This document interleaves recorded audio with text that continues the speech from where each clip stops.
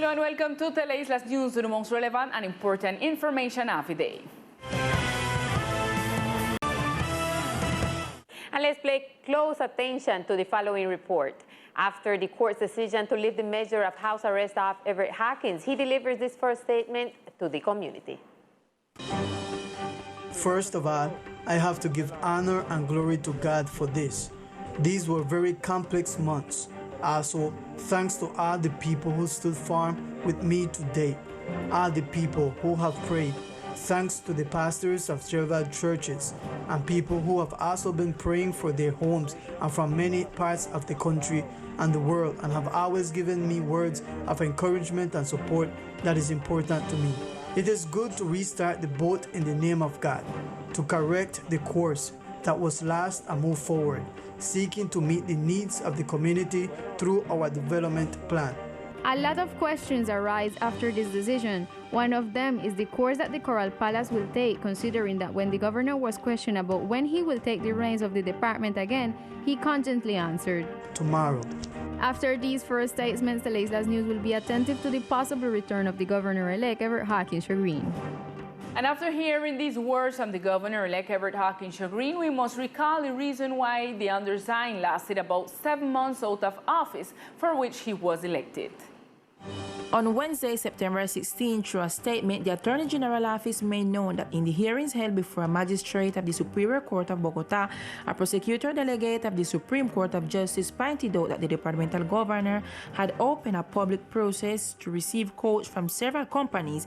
However, 48 hours later, on March 18 of 2020, he decreed a public calamity for COVID-19, declared a manifest urgency in the archipelago, and under the protection of these measures directly enter into an advertising services contract with Noel Photos SAS. The evidentiary material showed that the governor apparently ignored the participation of other bidders and with the measure adopted benefit a particular company whose legal representative, Henry Ramirez Garcia, had worked in the political campaign of the election of Hawkins Green. The aforementioned contract with Noel Photos SAS amounted to 500 million pesos, a sum that came out of the resources of the department and according to the verification made exceeded in value the bids submitted by other companies, was disbursed through payment orders without proper supervision and other informal mechanism that had an impact on a patrimonial detriment. For the prosecutor office, the governor of San Andres would have violated the essential principles in the public contracting, such as concurrence, transparency, economy, and responsibility, for which he was charged with the crime of contract without complying with legal requirements and embezzlements by appropriation. After 7 months of performing action in his defense through a tweet, Ivan Cancino, one of the lawyers participating in his act of defense, confirmed his freedom with the following: I quote, "With our team and with the spokesmanship of the lawyer Gustavo Salazar, the governor elected of San Andres, Old Providenc, and Santa Catalina is released. He revokes the measure and will take office in the next hours. Justice arrives." And after the news of the release of Governor-elect Everth Hawkins, the reactions did not delay from politicians, deputies, former secretaries, and other family members who have spoken out regarding his freedom. Through his Facebook account, the representative to the chamber, Jorge Mendez, was one of the first to announce the news and celebrate the decision of the freedom of the governor-elect.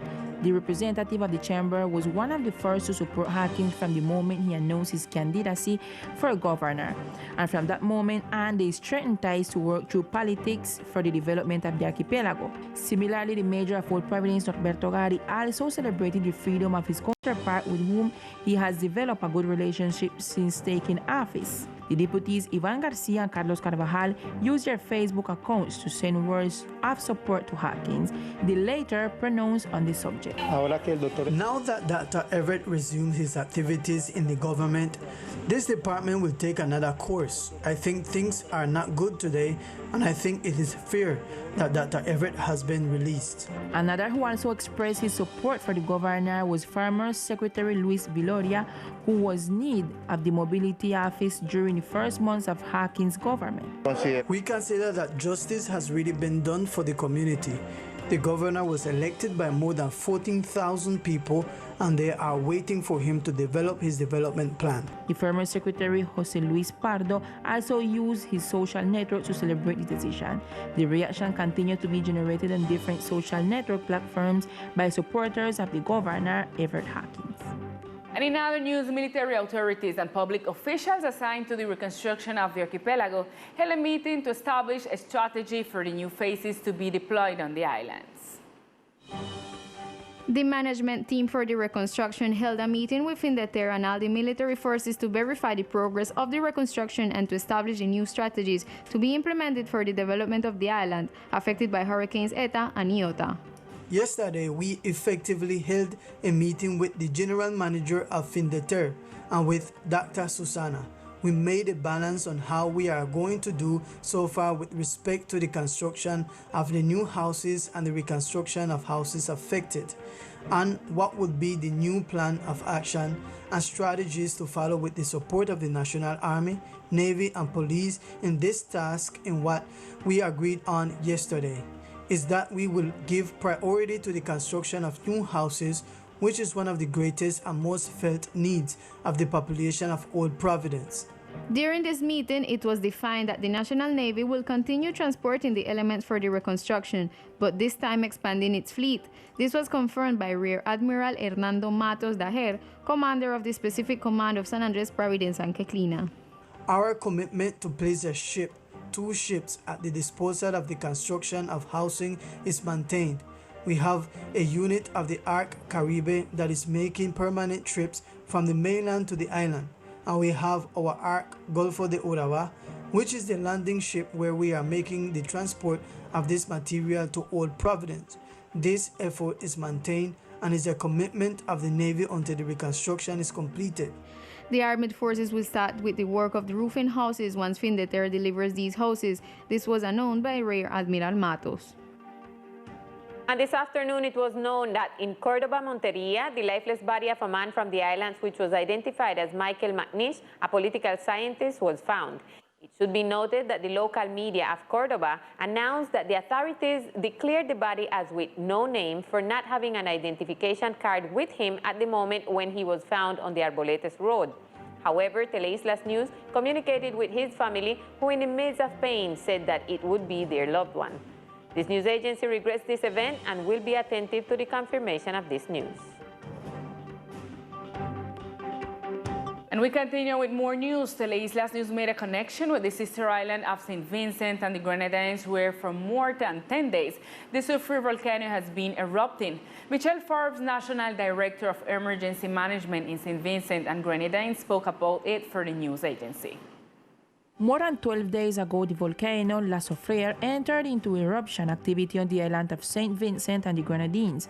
Although the volcano has always been active, according to Michelle Forbes, the director of the emergency management of the island, last April 9th, it began to represent a real danger to the population of this island. The volcano has always been active, not inactive at all. We may not have had an explosive eruption for 42 years, but it's a volcano that from time to time we'll have a few earthquakes here and there, which really was showing us that it's quite alive, and we needed to pay a bit of attention. So the volcano has been pretty much active since the eruption in 1979. Michelle Forbes, the National Director of the Emergency Management NEMO on the island, affirms that the damage is still being calculated as the emergency continues. The ashes continues to fall due to the eruption of the volcano, despite the fact that there has been no eruption in the last few days.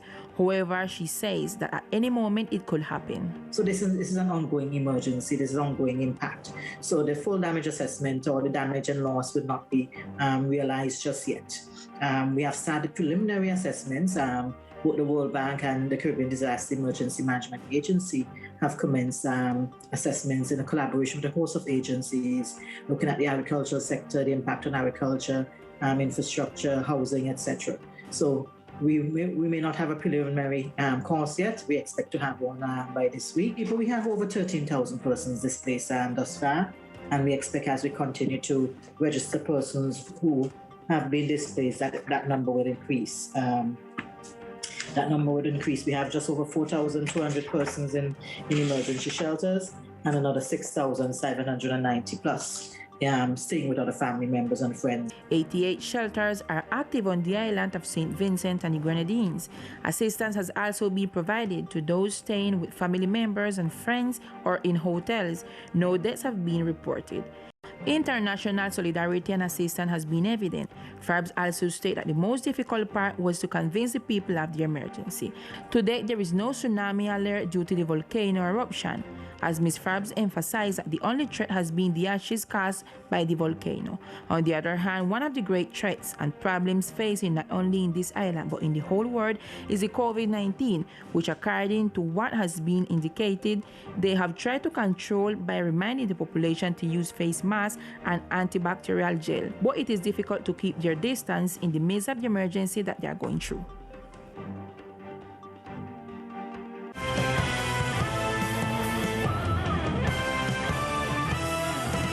After the community of Old Providence expressed its concern about the accumulated debt of the energy bills, the General Director of SOPESA spoke about the situation that is occurring.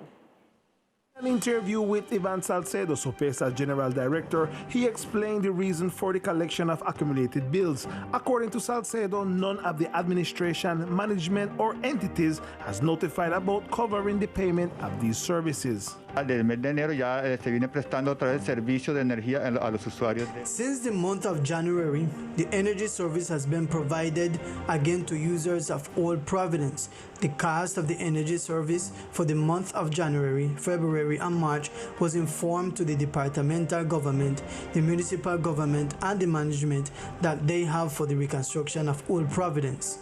That is why the company took the decision to inform the users of Old Providence about this accumulated debt. At this moment, a debt is accumulated in their name as a user corresponding to a service that is being provided to them and that no one has assumed until now. According to SOPESA's manager, if there are any claims, the company is open to investigate them. The rights are still the same. The person who says that they are receiving a bill but have no service, they can approach the offices and we will gladly attend their claim or request. On the other hand, Deputy Marcella Chagrin sent a request to the governor, the mayor, and the management of the Reconstruction to make a statement on the issue. She also requests that the debt be paid and that for the services to be covered for the time of the Reconstruction. And at the request of the community, the Human Rights Commission will be in session tomorrow, Friday, from Old Providence in order to learn about the real situation on the islands. The House of Representatives Human Rights Commission meets tomorrow from Camp Dignity in Old Town next to the Fish and Farm Co-op. We are meeting with the purpose of knowing what the real situation is, to know what is the real situation at the moment after 100 days since the passage of Hurricane Iota. So we are very close to them, verifying each one of the aspects and seeing how the Chamber of Commerce can promote greater agility in all matters, especially those related to economic reactivation. This session is held at the request of the community in Old Providence, which perceives the reconstruction process as slow. We will be at Dignity Camp from 10 o'clock in the morning, meeting with and listening to the community, which will have some spokespersons who will be present during the meeting, sharing with us how the reconstruction has been going, what needs they have, and how we can mediate with the national government to provide solutions to many of the situations that afflict the neighboring island. It is hoped that this session will help to accelerate the reconstruction process in the island.